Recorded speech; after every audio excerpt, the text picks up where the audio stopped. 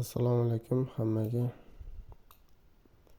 Xo'sh, bugun sizlar bilan trend liniya va pul mavzusi haqida gaplashamiz. Bu ikkalasining bir-biriga bog'liqligini ko'rib chiqamiz.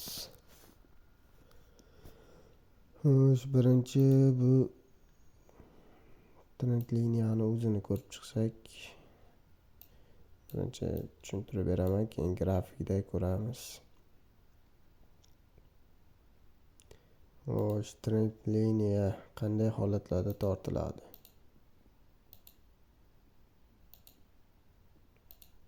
Misol, narx tushadi, ko'tariladi, tushadi. Yo pastga olib o'tib ketadi, yo tepaga. Xo'sh, trend liniya shunda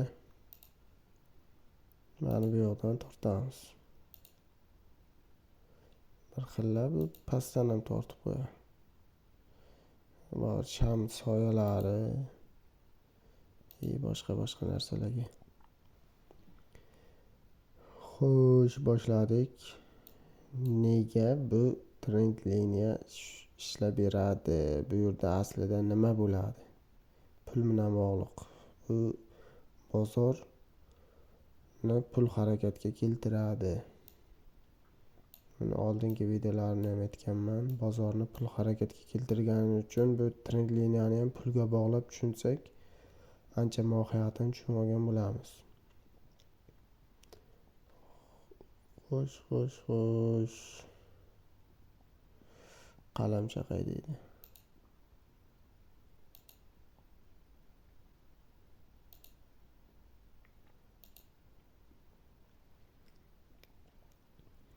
Xo'sh, narx mana bu yerga kelganda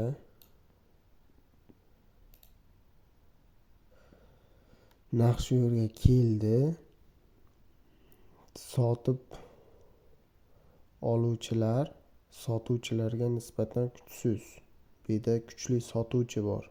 Ya'ni selchi, sell pozitsiya egasi bor. Bu o'zini pozitsiyasini himoya qilganligi uchun narx pastga tushadi, yana ko'tariladi. O'z pozitsiyasini yana himoya qiladi, yana tushadi, yana chiqadi, yana o'zini pozitsiyasini himoya qiladi. Shunday ketaveradi. Keyin yana bir marta chiqqanda yana bir himoya qiladi. Keyin yana pastga tushadi. Yana chiqqandan keyin u tushunib yetadiki, bu trend o'zgaryapti.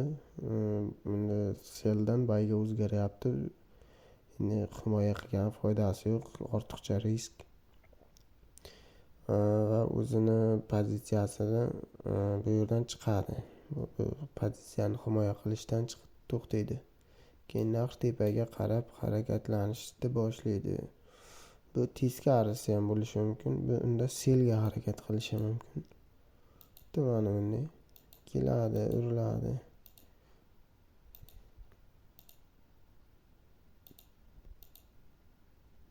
Keyin dal tushib ketishi mumkin.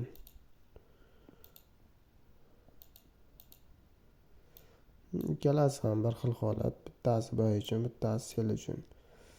Bu yerda katta hedge fondlar, katta kapitalga ega bo'lgan kompaniyalarni orderlari bo'ladi. Bitimlari ya'ni. Xo'sh, bular o'zini pozitsiyasini himoya qilganligi uchun shu yerda aynan bir narxda kelib grafik urilib qaytaveradi. Ya'ni narx uriladi, qayta. Ular har urilganda o'zini pozitsiyasini himoya qiladi. Shuning uchun narx u yerda yorib o'tmaydi. Agar yorib o'tsa, ular o'zini pozitsiyasini himoya qilishdan to'xtaydi va narx bo'ldi. U yerda yorib dalch ketadi. Trendni o'zgartiradi. Shunaqa holat kecha ham bo'ldi. Shuni tushuntirib bermoqchiman hozir. Xo'sh, bu qaysi tillada?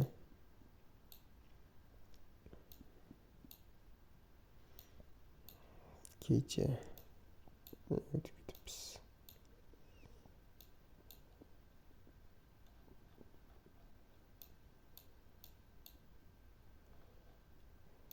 mana bu yerdan savdoga kirgandim.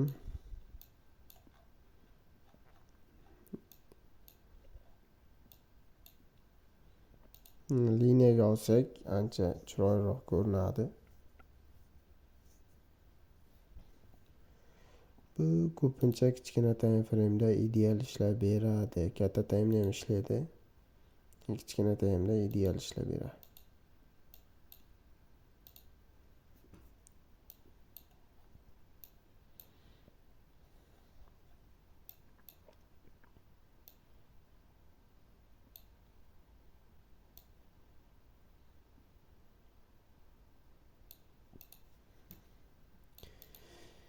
Xo'sh, buni haqiqiy pulda ob'yomini ko'rsatib turadigan programmalar bor, bookmap bor.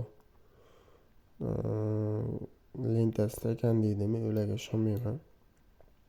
Eng zo'ri bookmap. Bu kecha bookmapni ham kuzatib turdim. Aynan shu holatda mana bu yerda narx selga ketayotganda qo'shilmadim savdoga. Tepaga chiqqanda mana bu yerda o'zini pozitsiyasini himoya qilishini kutdim. Xo'sh, bir marta shu yerdami kirgandim. Ozroq yurdi foydada, keyin bezubitga oldi. Keyin selga mana bu yerda yana bir qo'shildim. Stop oldi.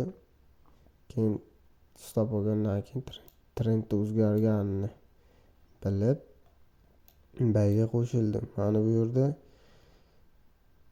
2 marta himoya qildi. O'sha katta inchwortlar 2 marta o'zini pozitsiyasini himoya qilgandan keyin mana bu yerga kelganda ular chiqib ketdi. Bu narxdan o'zini bitimlarini olib chiqib ketdi, kapitalini olib chiqib ketdi. Keyin narx birdan tepaga yurishni boshladi. Mana bu yerda narx qisilgan. Agar e'tibor qilib qarasa, narx yaxshigina qisilgan. Range deyiladi, flat deydi ko'pchilik. Range flat bitta narsa. Agar ilojim qilsam, videoni oxirida kirilgan savdolarni screenshotlari bor. Ularni ham qo'yishga harakat qilaman. Shu bozor shunaqa ishlaydi. Agar trend liniyani pulga bog'laydigan bo'lsak, ko'pincha emas, har doim shunday ishlagan va yana ishlaydi. Mana bu yerda o'zini pozitsiyasini himoya qiladi. Eng ideal variant shularni pozitsiyasini himoya qilayotgandan foydalanib, har kim shularning orqasidan ergashish. Chunki bizning kapitalimiz bozorda harakatga keltira olmaydi. $1 million bo'lsa ham, 2-3 million dollar bo'lsa ham, bega katta 100-200 million dollarda harakatga keltiradi bu bozorni. Shuning uchun katta kapitali bor kompaniyalar, hedjfondlar orqasidan ergashish eng to'g'ri variant deb bilaman. Oddiy treyderlar uchun. Shunaqa gaplar. Agar savollar bo'lsa, kommentariyaga yozib qo'yishinglar mumkin. Agar prosmotr ko'p bo'lsa, like yig'ilsa, boshqa mavzular haqida ham gapirishga harakat qilaman. Bookmapning o'zida ham real vaqtda ham tushuntirib berishga harakat qilaman. Agar videodan nimasam ko'pchilikka manfaatli bo'lsa, albatta.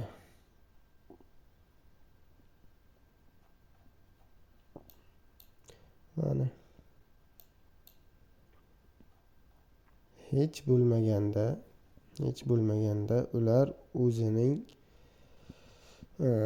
kapitalini minusdan olib chiqib ketadi, nolda yopadi. Mana oddiy misol. Mana bu yerda bayga olingan, keyin sel bo'lib ketgan, bozor selga harakatlangan. Keyin mana yana bayga chiqqandan keyin bir tushadi. Bu yerda hech bo'lmasa nolga yopadi. O'zi mana shu bayga chiqqanda yopmagan bo'lsa agar, keyin katta o'zidan kuchli o'yinchilar kirib selga tushirgan bo'lsa, mana juda tez tushganda bozor bu yerda.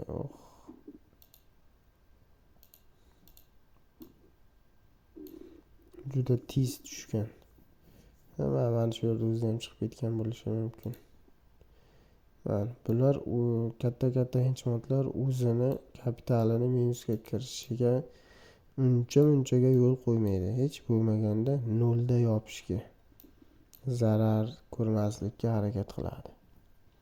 Mana oddiy misol.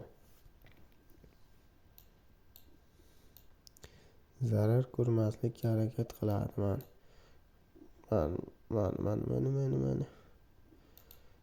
Tezlikda mana impuls bilan oqyapti. Narx oqdi. Impuls bilan narx oqdi mana shu yerda.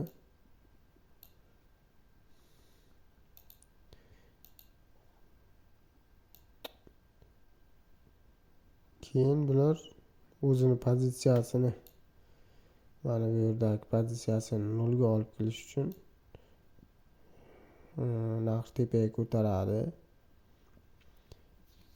Pozitsiyasini nolga yegandan keyin bular shu yerda savdoni tark etgandan keyin, mana bu baychilar bu yerda savdoni tark etgandan keyin bular o'zini bay bitimlarini yopadi. U bay bitimi bozorda shunday ishlaydiki, bayni yopdimi, demak u baydan chiqdi, demak ular sel.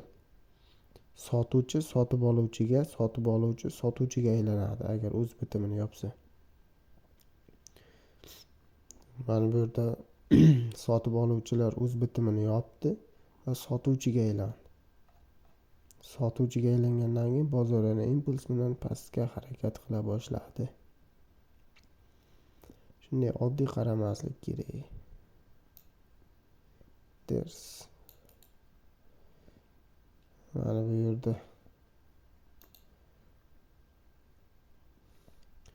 sotuvchilar faollashdi.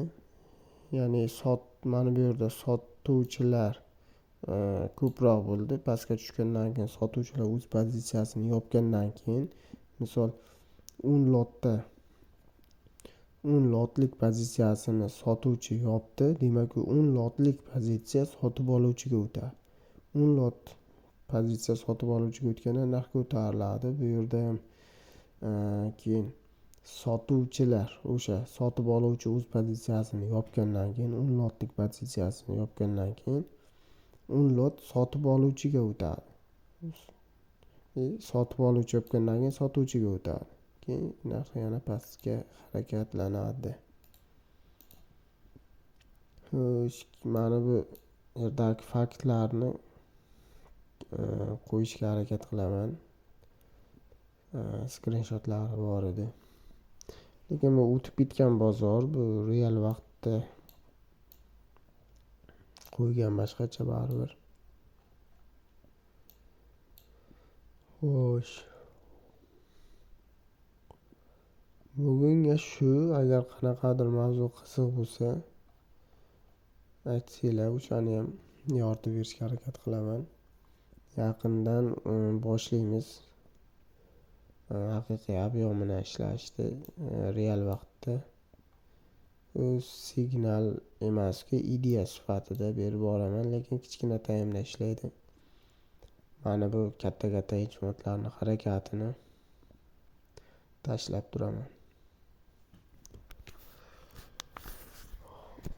Xo'sh, buguncha shu.